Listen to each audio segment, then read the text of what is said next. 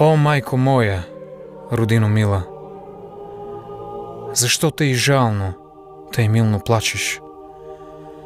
Гарване, и ти, птицо проклета, на чий гроб там тъй грозно грачиш?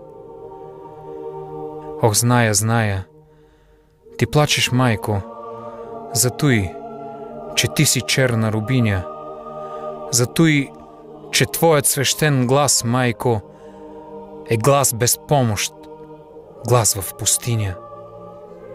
Плачи. Там близо, край град София, стърчи.